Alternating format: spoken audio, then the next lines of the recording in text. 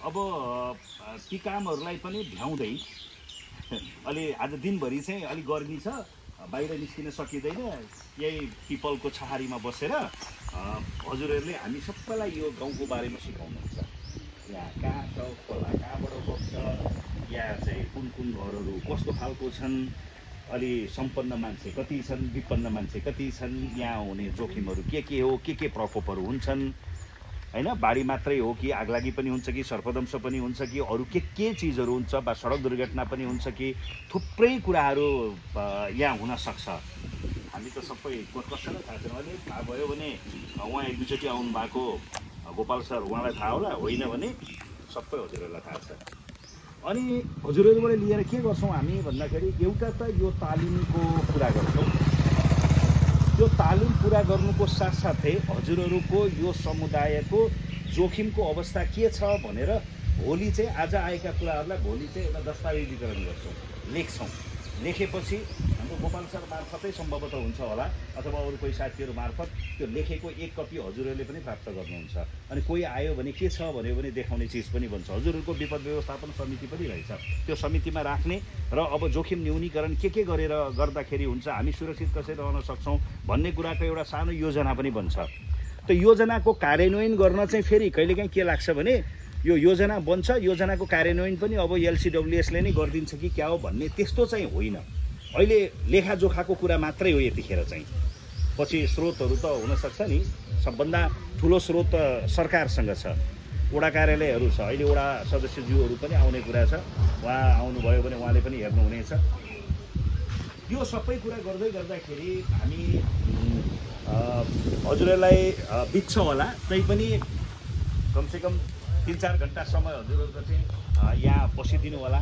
आज त्यो विशेष अनुरोध गर्न चाहन्छु। अनि हामीले के गर्छौँ योभन्दा पछाडि भने सुरुमा चाहिँ एउटा नक्सा बनाउँछ। नक्सा बनाउनका लागि हामीले यो ठाउँ राखेका छौँ। नक्सा बनाउँदाखेरि यो हजुरहरूको यो बस्ती मैनाबारीको कति घर छ अहिले भन्नु होला, 40-45 कति घरहरू होला, त्यतिको घरको नक्सा बनाउँछौँ। त्यसको विवरणहरू पनि संलग्न गर्छौँ। हजुरहरूले जान्नुहुन्छ त्यो, मलाई त हामीलाई त के थाहा, यहाँ आएको मान्छे कसैलाई पनि कसको घर कहाँनिर छ कसैलाई थाहै छैन। त्यसैले मैले भनेको आज हजुरहरूले सिकाउने हो हामीलाई। आजको प्रशिक्षण सरले मलाई भन्नुभयो, म त खालि सहजीकरण मात्रै गर्छु, सबै कुरा हजुरहरूले सिकाउने आज हामीलाई। के कारणले बाढी आउँछ, के कारणले आगलागी हुन्छ होइन, के कारणले सर्पदंश हुन्छ, सबै कुरा हजुरहरूले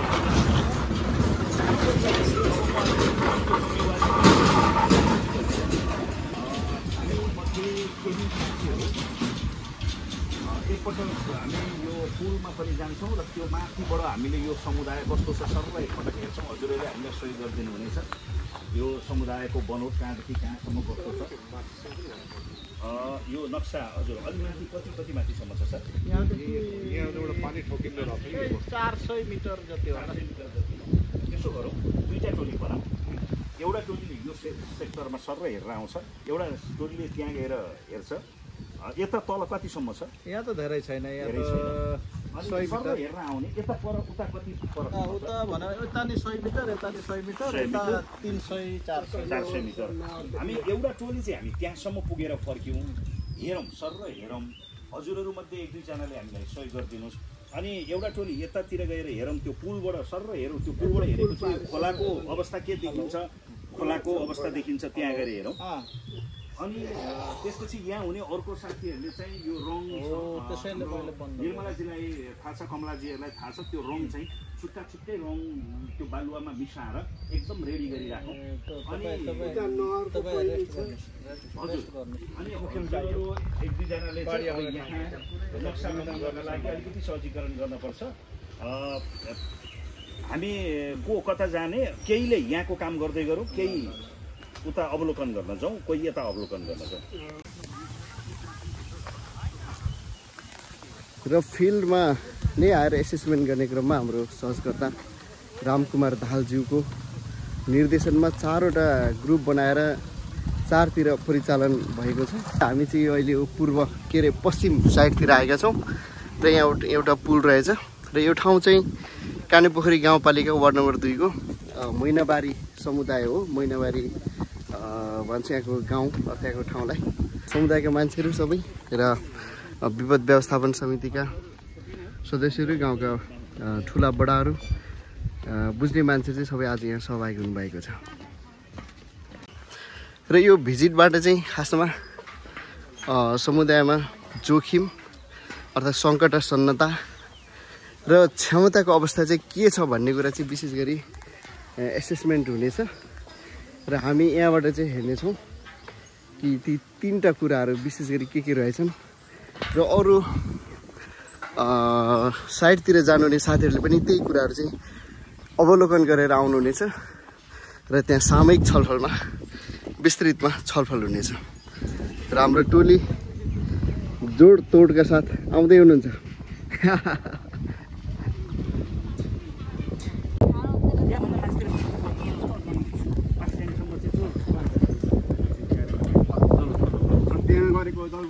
हामी त धेरै रातारात कति कुदेर उहाँदेखि 900 मिटर ल्याएको नि त एकजना विक्रम।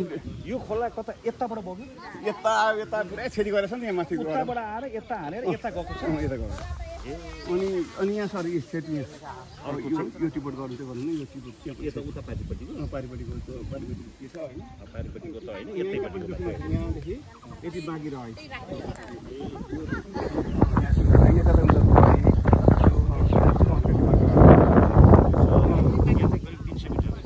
मान्छे भएको बस्दैछ नि सर माथि जल बनाएर रातारात बाँस गाडी ठुलो बस्दैछ नि सर। हजुर यहाँ बारबारेको जस्तो भाटाको बारबारे जस्तो देखिन्छ त्यहाँसम्म छ ठ्याक्कै त्यहाँ अलि मास्टर त्यहीँ हो त्यो बाँस यस्तो भएको ठाउँमा बाँस नुएको ठाउँ त्यहाँबाट 300 मिटर 300 मिटर भयो भने चाहिँ यो बस्ती सुरक्षित हुन्छ। त्योभन्दा माथि चाहिँ भइसकेको छ भएकोलाई देखिन्छ। अनि यहाँको मान्छेहरूको मुख्य पेसा चाहिँ के हो? जनपानी के छ त्यहाँ पानी छैन इधर अब जनपानी गरेर यहाँ बसेको अलिकति यहाँको जग्गा जमिन चाहिँ के हो? यो ऐल्यान्ड जग्गा यो जम्मै यो खोलाधारको जग्गा हो त्यो बाटो के ऐल्यान्ड यहाँ खेतीपाती गर्ने यस्तो गर्नुहुन्छ हुँदैन होला? हुँदैन खेती हुँदैन यसो बस्नलाई भइरहेको छ बस्नलाई भएको छ। यहाँ सुकुम्बासी हो? छन् त्यहाँ सुकुम्बासी पनि छ। के जानु पर्यो भने कहाँ स्थिति बर्बाद छन् स्कुलतिर गयो कहाँ गयो। अब यो त अहिले पो बाढी आएन त एकैचोटि तुफान हानेको लान्छ त्यहाँ रातारात उसो पाइँदैन। मेरो त्यो ट्र्याक्टर राखेर त्यहाँ माथि ट्र्याक्टर रातिनु भगाउनु पऱ्यो त्यो माथिबाट पारेर निस्किनु पर्यो। जाँदा कहाँ जानुहुन्छ? जाँदा अब यता आउनु पर्यो स्कुलतिर बाहिर जानु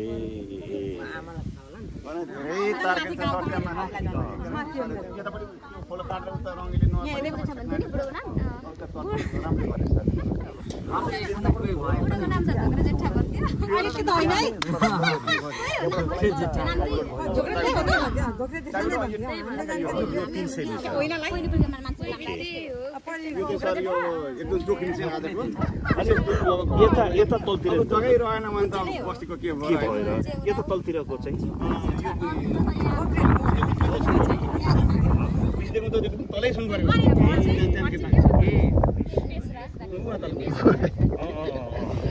त्यहाँदेखि त्यो रङ्गली नगरपालिका भयो गरौँ त्यहाँदेखि यता काने पोखरी पर्यो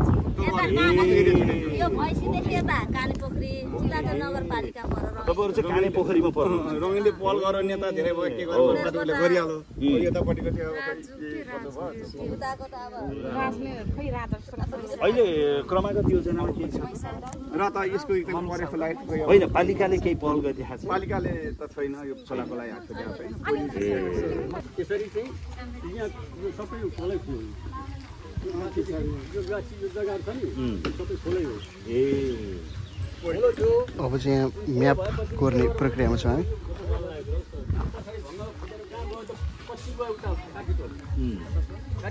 यतापट्टि आएपछि के हो र भनेदेखि पछाडि त घुमेर गाउँ छेउबाट त जाने थियो उता टेक्नो रोडपट्टिबाट गएर अनि यहाँ आएर फेरि अनि सिधा गएर बारसपट्टि उठो गएको थियो। अब सबभन्दा पहिले खोला बनायौँ भने फेरि अलमल होला। 44 सालमा चाहिँ तपाईँको के भयो भनेदेखि खोला फुल हो उतापट्टि गएर पानी खोला बनाउँदाखेरि त सहिले हुँदैन। 44 सालमा 44 सालमा के हो र खोला पहिले यो बस्ती बनाएर अनि खोलो चाहिँ कुन घरनिर छबाट यता आउँदै गर्छ भन्ने कुरा हुन्छ कि?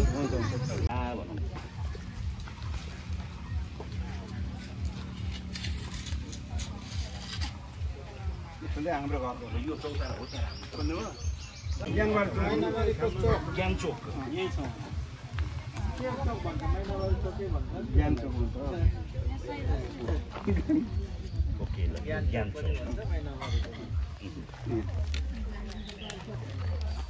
यहाँ झोलुङमा पुल पनि लेख्न सक्छ झोलुङ पुल झोलुङ ए पुल यसो गरौँ अब नि खोला कुन हो खोला यहाँ यो ठ्याक्कै चौतारैनिर छ त्यो चौताराभन्दा माथि चाहिँ खोला कताबाट पाउँछ यो त गफ यहाँ जम्मै तपाईँलाई यहाँबाट यहाँ डाइरेक्ट आएर यहाँ भेटेको छ ल त सबैजना यसरी उभिएर हेरौँ त के गरिरहेको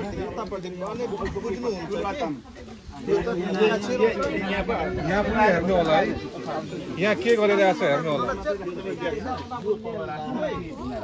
यहाँ के गरिरहेको छ यहाँ पनि आठ मुसे छ त है अलिक यो नजिक राखेको छ हजुर ढुङ्गा धेरै ठुल्ठुलो भयो कि के गरिरहेको छ देखा यहाँले ढुङ्गा राख्ने यहाँ तुलबार ताम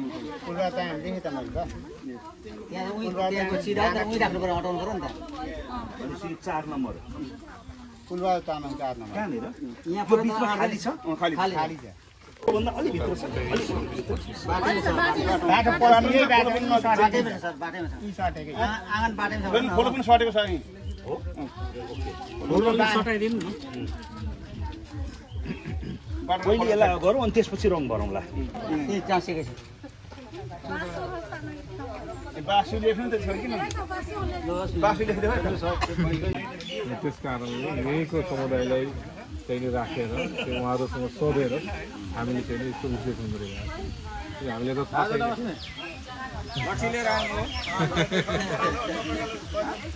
र उहाँ चाहिँ यहाँको वार्ड सदस्य जनप्रतिनिधि हुनुहुन्छ यो कार्यक्रमको एक खालको विटनेसको लागि उहाँ पनि आउनुभएको छ उहाँ चाहिँ पहिलेको वडा सदस्य हजुर त्यस कारणले सबजना अहिलेको चाहिँ उहाँ त्यही त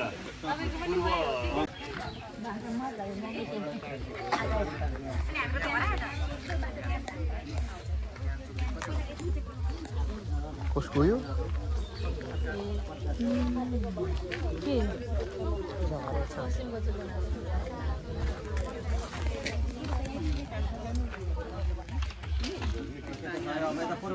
यता सक्यो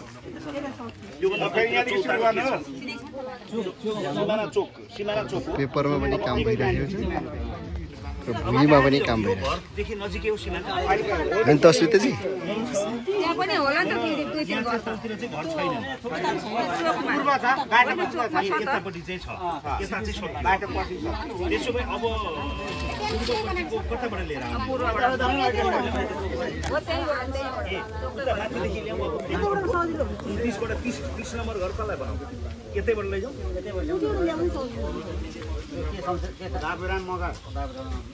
सबलाई पनि रङ उ लगाइदिनु कुन कुन चोक खोलालाई धेरै ठुलो भएन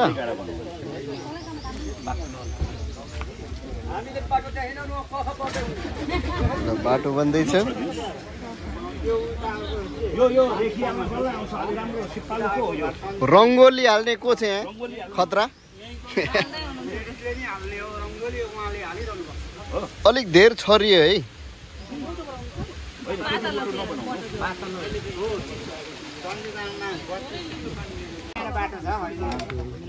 अब त्यहाँबाट आयो त्यो अर्को के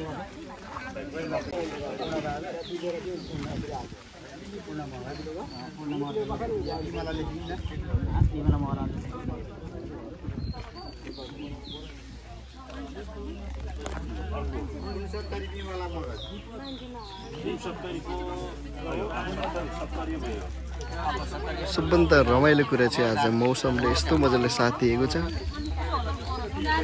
पानी परेको छैन घाम लागे पनि बहुत सुन्दर पिपलको छायामा छौँ हामी र घरिघरि बादलले घामलाई छेल्दा त्यसै पनि शीतल भइराखेको छ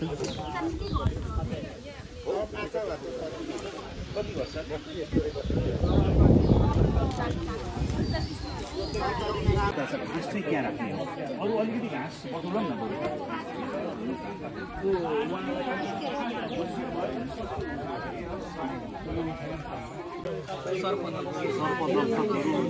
असिना सडक दुर्घटना विद्युत दुर्घटनाहरू यस्ता खालको यसो सम्झेर अर्को लाइनमा 30 वर्ष अगाडि आग लागेको कुरा आयो होइन आग लागेर जनावर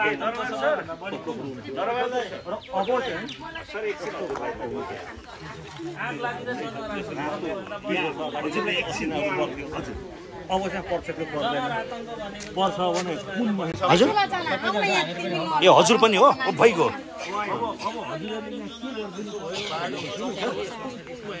तटबन्ध भएको ठाउँ तटबन्ध हुन बाँकी ठाउँ कहाँदेखि कहाँसम्मको छुट्यो कसको घरसम्म यहाँ मास्तिरसम्म तटबन्ध छ त्यो रातो रातो खतराको अनि यता चाहिँ कति चाहिँ छैन होइन यता चाहिँ कम जोखिम छ यता पनि ल्याउनु कम जोखिम एक ठाउँ अलिकति धस्न खोजेको छ तर ठिकै छ राम्रै छ यो चाहिँ जोखिम हो नि त हो यो अर्को कुन घरमा छ कि छैन अपाङ्गता त्यही 1 नम्बरको भयो अरू घर एउटा तामाङको घरमा छ यहाँ यो बैजनी कलरमा देख्नु भएको रोड चाहिँ रोड हो अर्थात् बाटोको नक्सा जनाउँछ भने यो हरियोले चाहिँ नदी र यो चाहिँ नहर त्यो चाहिँ सानो खोला जनाउँछ र यो ढुङ्गाहरूले चाहिँ घर जनाइरहेछ भने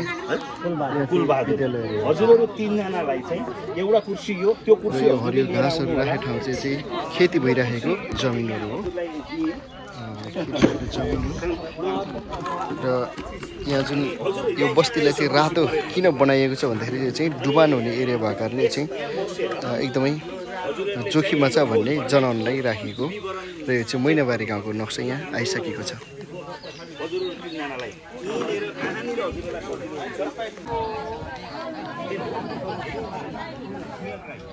र यो सेतो रङबाट चाहिँ सिमाना कोर्ने काम भइरहेको छ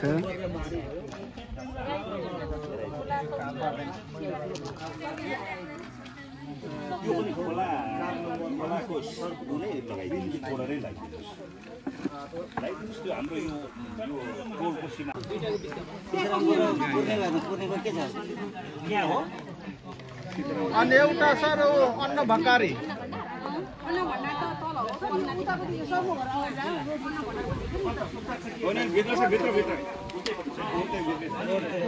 सीड ब्याङ्क भ्यू ब्याङ्क कहाँ छ त्यही छ त्यही हो अलिकति अगाडि हो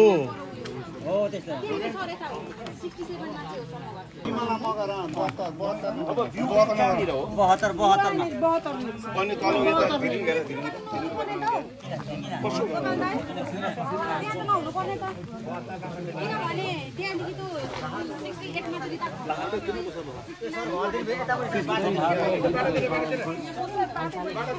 उनीहरूको नहारे आउँ ठिक बिर्से सम्पन्न सडक दुर्घटना र पशुपाली रोगमा कुन चाहिँ बढी सडक पशु रोग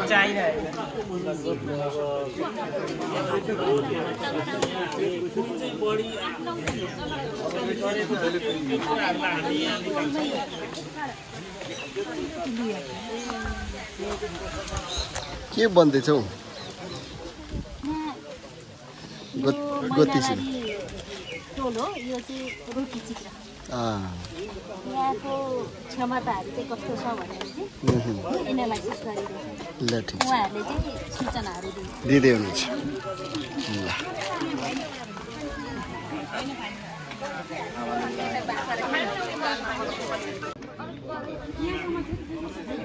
त्यस्तो यो बाटो नि बाटो उता पनि जान्छ नि त उता कहाँ जान्छ यो बाटो त यतै जान्छ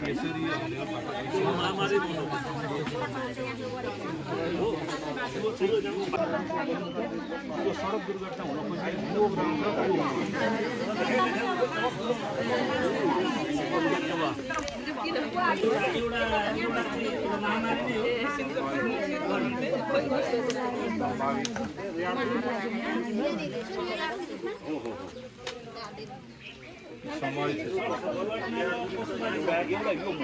त्यो चौतारा भएको यता बाहिरपट्टि राख्नु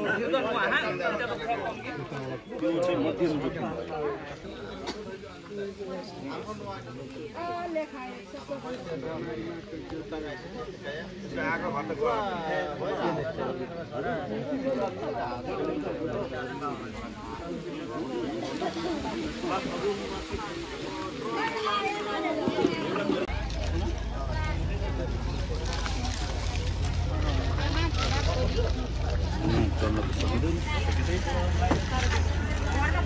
ए भाइ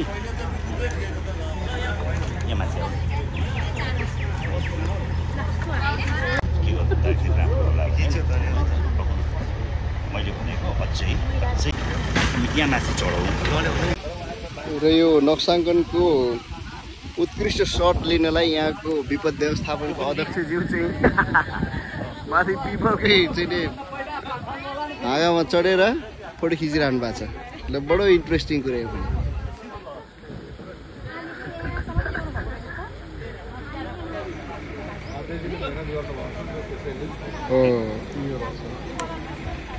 यहाँ मैनावाडी रङ्गिली कानीपुत्री गाउँपालिका वार्ड नम्बर 2 को मैनावाडी टोलमा हामी आज उपस्थित भएका छौँ र यहाँ आएर चाहिँ नि यहाँ मैनावाडी विपद व्यवस्थापन समिति पहिलेदेखि रहेछ र संस्कृति समूह पहिलेदेखि नै रहेछ र सबैलाई धेरै धन्यवाद दिन चाहन्छु तपाईँहरूले चाहिँ यो तालिममा चाहिँ दक्ष हासिल गर्नको निम्ति हजुरले हामीले धेरै सहयोग गर्नुभएको छ र आज चाहिँ जुन यो गाउँको हामीले जुन जोखिमयुक्त क्षमता विश्लेषण जुन गरेका छौँ हामी जति विपदहरू आइरहेको छ त्यसको विश्लेषणहरू गरेका छौँ अब यसमा चाहिँ हजुरहरूको एकदम सक्रिय सहभागिता रहेको थियो आज भोलिको समयमा गाउँघरमा मान्छे अत्यधिक बिग्रिरहेछ यस्तो हुनुको कारण के रहेछ भने धेरै दिनदेखि पानी लगातार परेको छ यो हिजोदेखि चाहिँ मौसम सफा भएको छ आज मान्छेहरू धमाधम मकैतिर लागेको छ है यो मान्छे पनि छिटो नै प्रवेश गर्नेवाला छ 4 देखि 5 दिनभित्र आउनेवाला छ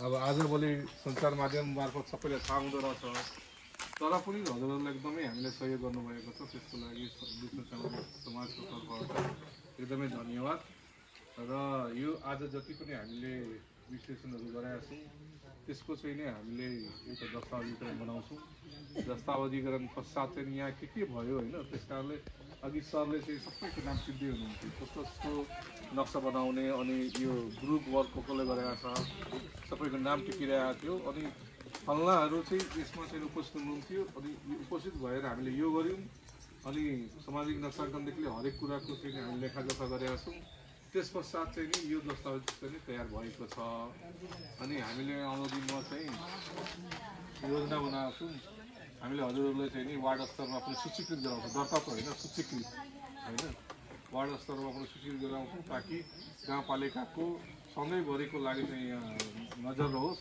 र चाहिँ यो समिति अथवा समिति अथवा जुन हजुरले जुन बनाउनु भएको समिति चाहिँ सूचीकृत भइदियो भने सधैँ सरकारको नजरमा रहन्छ र भोलि हामी नरहला किनभने परेन सधैँभरि रहँदैन त्यस कारणले हामी तपाईँहरू बिच भोलिको दिनमा नरहन पनि सक्छौँ होला संस्थागत रूपमा है व्यक्तिगत सम्बन्ध छ हाम्रो संस्थागत रूपमा हामी नरहन पनि सक्छौँ तर हाम्रो स्थानीय सरकार त सधैँभरिको लागि रहने हो नि त होइन त्यस कारणले हाम्रो योजना रहेको छ कमसेकम चाहिँ वार्ड स्तरमा स्वीकृत गराइदिने यो समितिलाई त्यस पश्चात चाहिँ तपाईँहरूको सम्बन्ध गाउँपालिकासँग रहन्छ